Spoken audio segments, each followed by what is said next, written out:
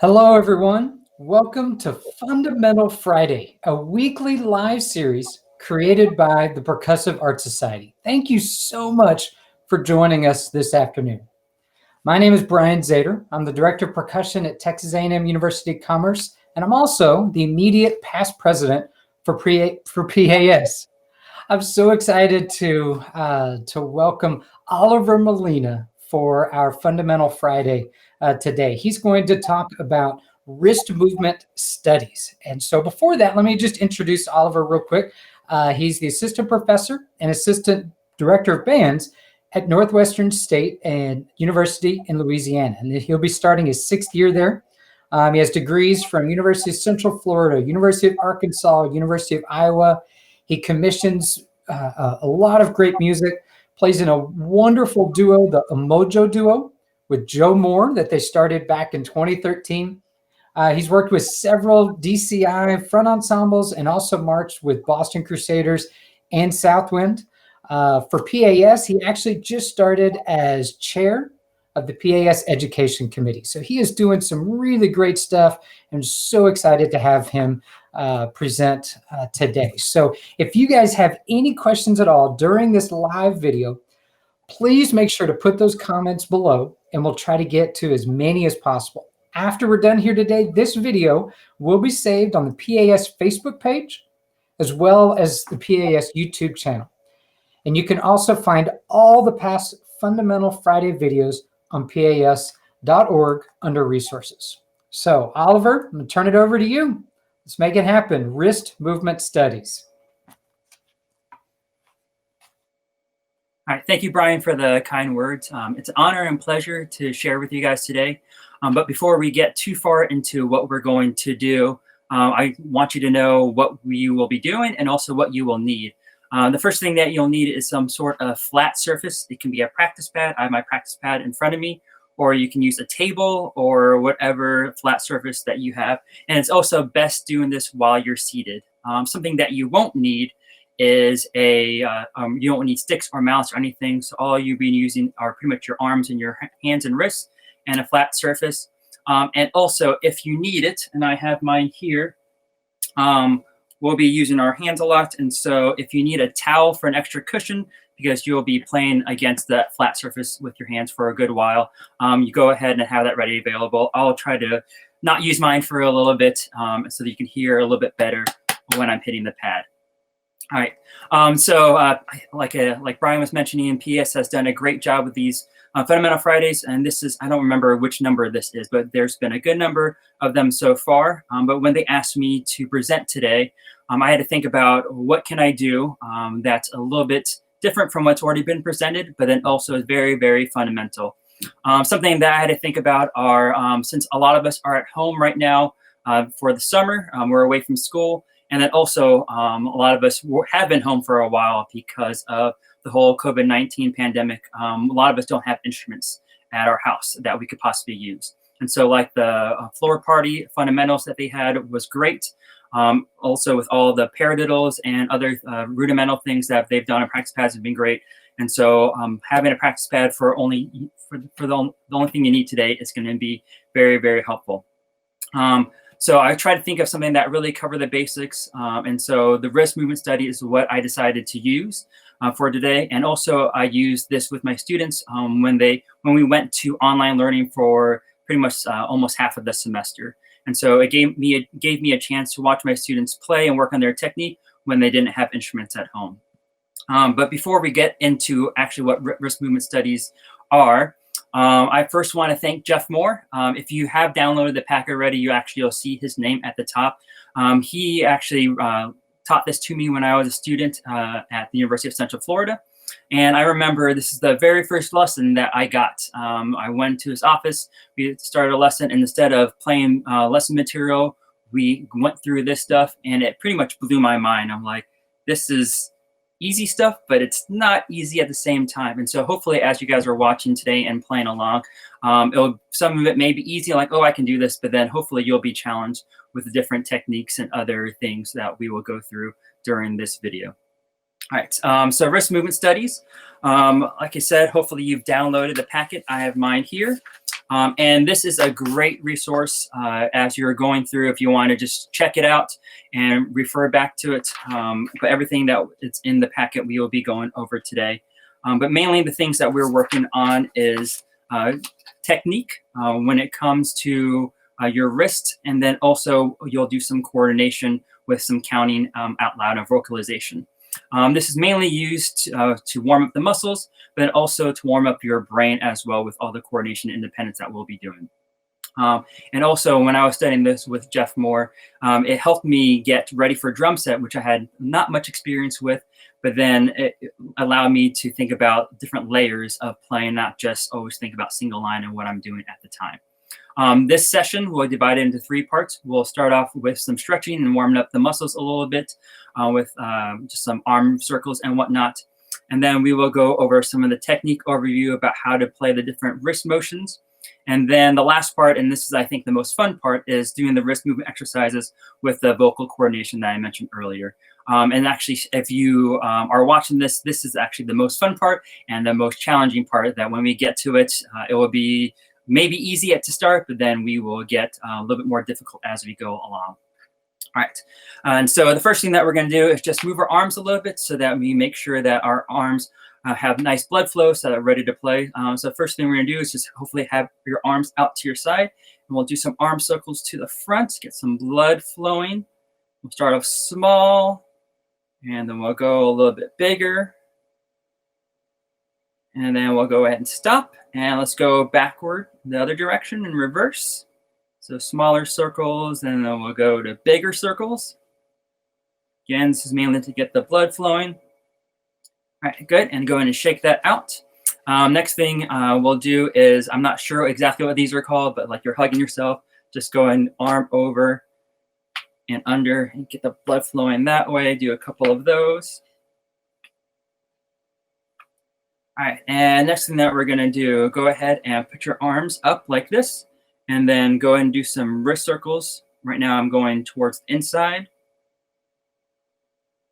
And then you can also go to the outside. All right, and the last thing we're gonna do is go ahead and have your arms up again, and go and extend your fingers, and then close, extend, and do that a good number of times as well. And go ahead and shake that out. Go let the blood flow back into your, down your arms and into your hands. And now we're going to just do some quick stretching as well before we actually start with exercises. The first thing we're going to do is go ahead and grab your arm and pull it across your body. Some people pull it across like this. I like pulling it and feeling my shoulder up here. And go ahead and shake that out. And go ahead and go to the other side as well. Pull and stretch that. Good. And then we'll do a couple more. Go ahead and grab your hand and put it down the back, the middle of your back, and grab your elbow and pull.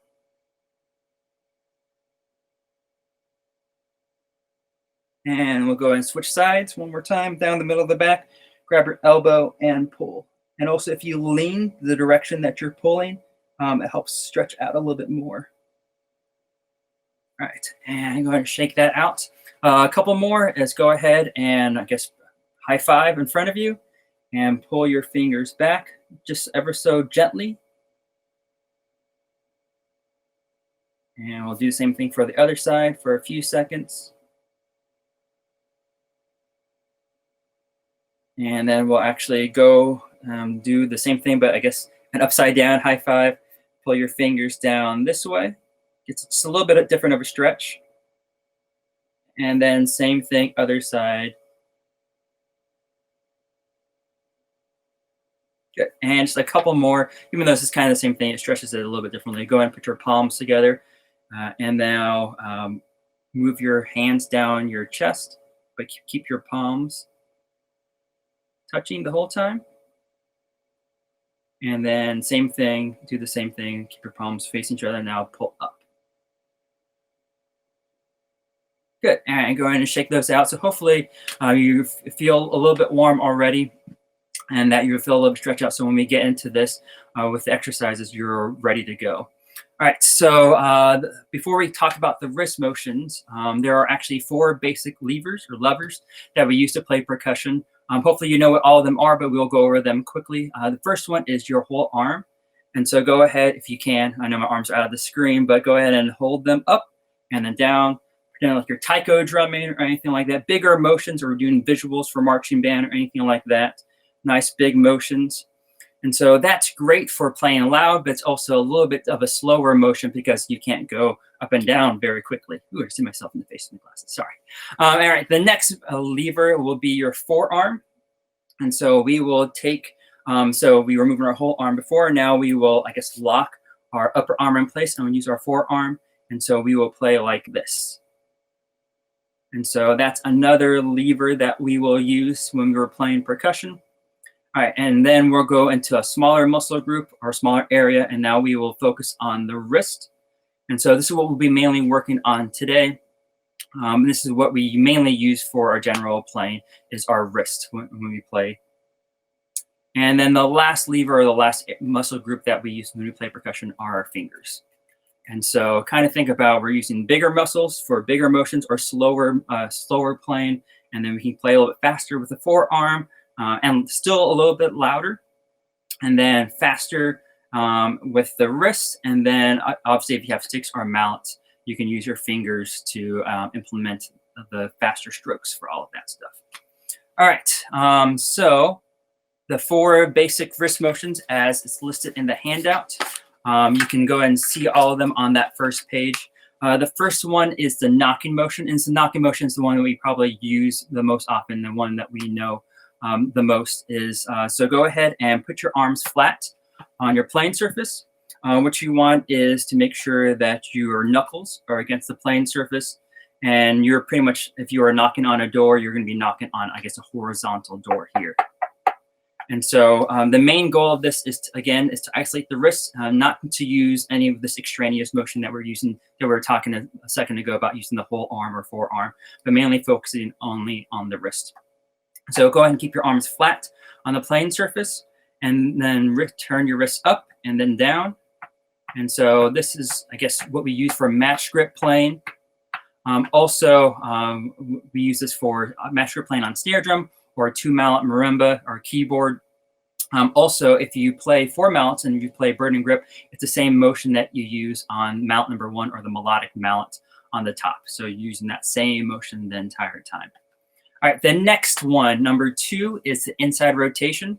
In order to do this, go ahead and have your hands in front of you like you're about to shake somebody's hand.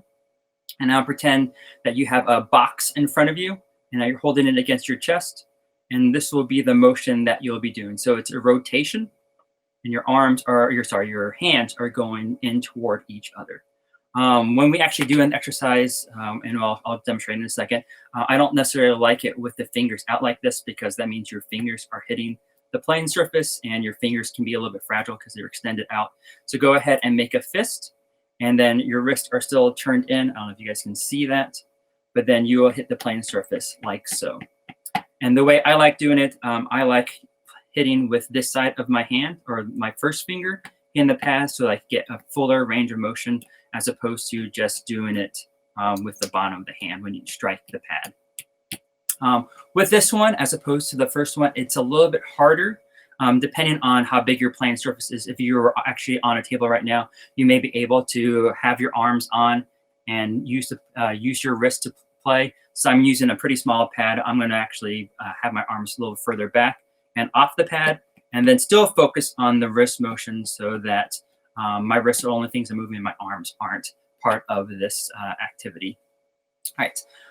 The next one is outside rotation. So number 3 is outside rotation. So go ahead and hold your hands in front of you like you're about to shake somebody's hand. And now you're holding that box. And now I want you to do is turn your hands this way like you're about to push the box away from you. And then you'll turn your wrist this way. And this is the rotation. But this one looks a little bit funny. And when I do this in clinics with people, it always seems like we're all waving to each other. But the way we're going to do it is go ahead and turn your elbows out. And so pretending like you're holding a basketball, or like you're about to do a pass or something. And now you're doing this motion.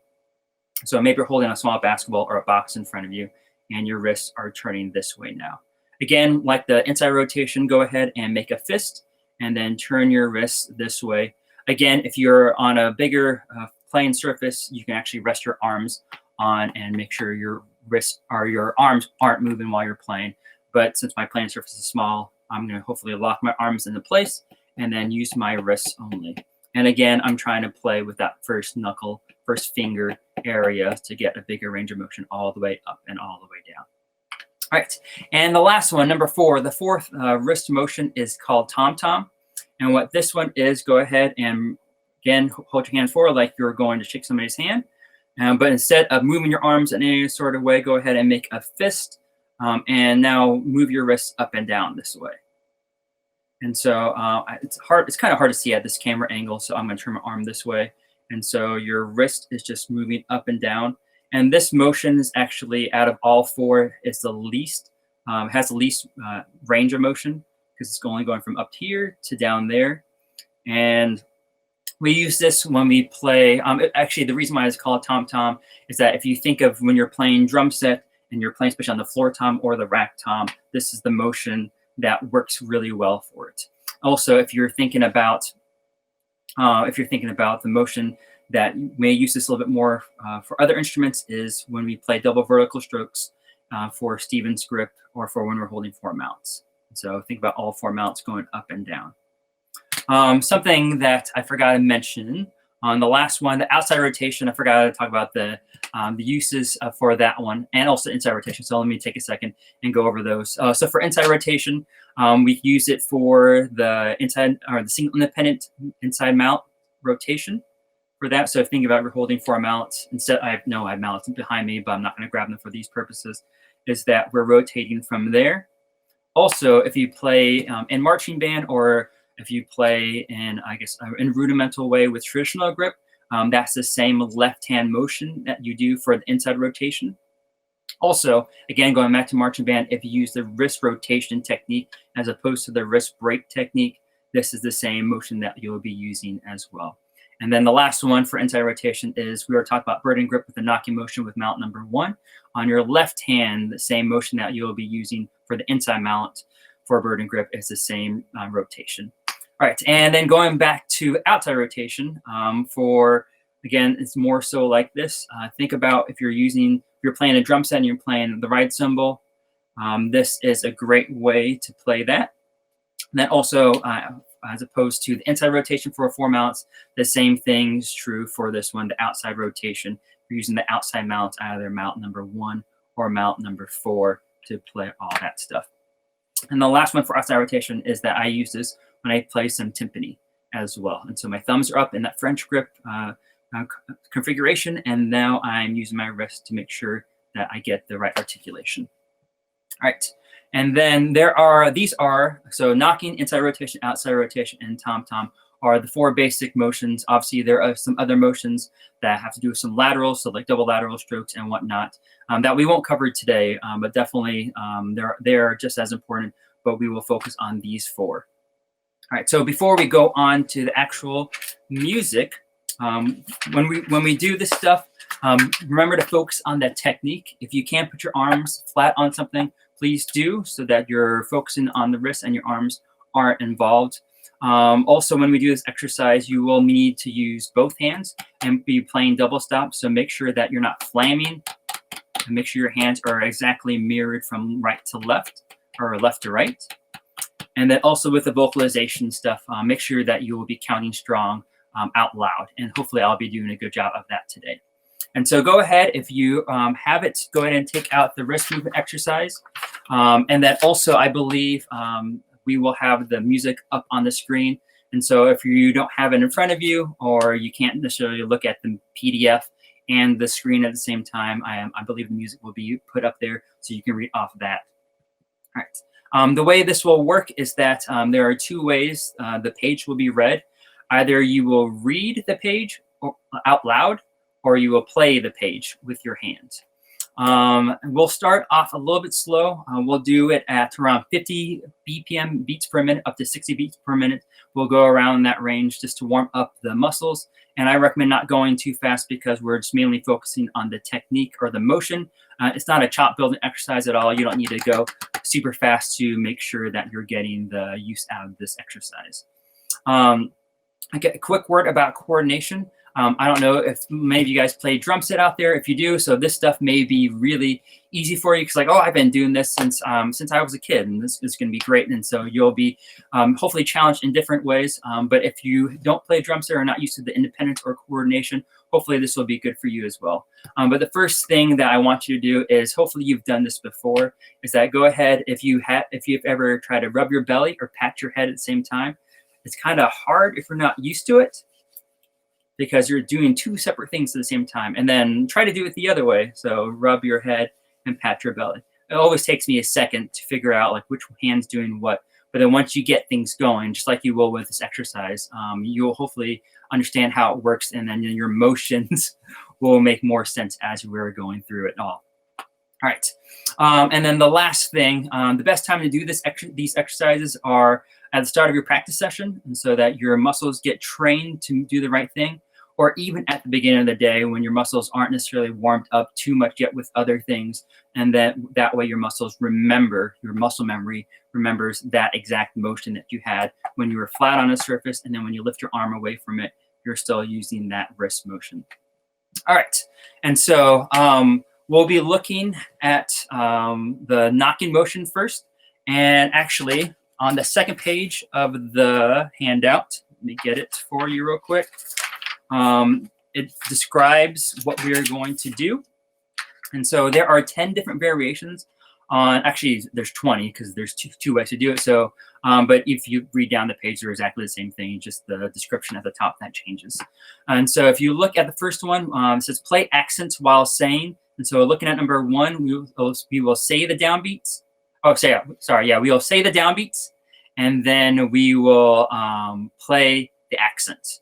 And then the same thing is true for the second column, where it says say the accents while playing all the 16th notes with accents on the downbeats. And we'll go over that here in a second. But before we actually try to read down the page, because this may feel a little bit overwhelming because you're not exactly sure what you're getting yourself into, is that we will do the preliminary exercise. And so that's not on the handout, but all it is, especially if you've been involved with marching band or done any sort of gridding, all this is pretty much a measure of downbeat accents. And then the next measure, move to the second 16th note for the E, the next measure to the and the last measure to the And so what we are going to do is that we are first going to say the downbeats. So we'll say 1, 2, 3, 4, and then we'll play the accents on the page. So the accents will be shifting. And then we will do the reverse on the second column that's on that page. And so we'll start off slow. Go ahead. We'll start with a knocking motion. So go ahead, your arms flat on the surface, and make sure that you're utilizing mainly the wrist, and the arm shouldn't be moving at all. And so I'll count us off, and then we will go ahead and say 1, 2, 3, 4, and then play the accents 1, 2, 3, 4. And so I'm going to go ahead and put a metronome on so that we can make sure we internalize the tempo and subdivide correctly. Ready, 1, 2, ready, and 1, 2, 3, 4, 1, 2, 3, 4, 1, 2, 3, 4, 1, 2, 3, 4. Good. All right, so hopefully that went pretty well. We'll try it out again in a second. Again, with all this stuff, make sure you focus on the technique. And now you're doing two things at once. You're rubbing your belly and patting your head. Let's go ahead and try that out one more time. And so counting out loud the quarter notes, and then playing the accents as it shifts through the bar. And 1, 2, ready, and downbeats. 2, 3, going to the E, E, 2, sorry, 4, and 3, 4, 1, 2, 3, 4. Cool. All right, we'll try that one more time for me. We're all getting warmed up here together. All right, let's try it one more time. I'm trying to talk too much and try to play everything at the same time. So one more time, saying the downbeats, playing the accents, and ready, and 1, 2, 3, 4, 1, 2, 3, 4, 1, 2, 3, 4, 1, 2, 3, 4. Good. All right. So go ahead if you guys feel like it. Go ahead and comment on there like I did pretty well. That's I'm ready for the next challenge, or that was a little too hard. So I want to see where we're at with all of this stuff. All right. So the next thing that we'll do is go ahead and pull out now the actual page, and we will start with lines 1 and 2. So we'll do exactly the same thing. We'll say the downbeats, and then we'll play the accents. Obviously now with this, the accents are more sporadic, and so you have to make sure you're reading it correctly. And so let's go ahead and try this out. Let's read down, I guess, the first 4 measures, lines 1 and 2. So saying the downbeats, playing the accents. 1, 2, and ready, and go. And 1, 2, 3, 4. 1, 2, 3, 4. 1, 2, 3, 4. 1, 2, 3, 4. Good. All right, so hopefully that went pretty well. Again, make sure that we're isolating the wrist and focusing on that motion, arms against the surface if you can, and then make sure that you're counting strong and making sure accents are exactly where they need to be. All right, and let's go ahead and go to lines 3 and 4. We'll just go ahead and plow through some of this stuff, and then we'll come back and kind of wrap it all up together. And so let's do the same thing one more time, the downbeats, and then we will say the downbeats and then play the accents for lines 3 and 4. And lines 3 and 4, 1 and 2, and ready, and go. And 1, 2, 3, 4. 1, 2, 3, 4. 1, 2, 3, 4. 1, 2, 3, 4. Awesome. So this lines 3 and 4 were definitely a lot harder than lines 1 and 2. We'll try that one again. And hopefully as you're thinking through all this stuff, you're always thinking about the subdivision. Hopefully you're counting in your head the whole time, 1 E and 2 E and. It is a little bit easier right now because we're only seeing the downbeats. It will get a little bit harder when the ostinato or the counting gets a little bit different. But something that I'm doing, and this will maybe apply a little bit further along when the rhythms get a little bit hard, not the rhythms get hard, the ostinatos get a little bit harder, is that you can kind of visualize where the accents are and then where the counting is as well. And so as you're reading the music, hopefully you're thinking about both at the same time. And let's do lines 3 and 4 one more time. Now 1 and 2 and ready, and counting downbeats, and 1, 2, 3, 4. 1, 2, 3, 4. 1, 2, 3, 4.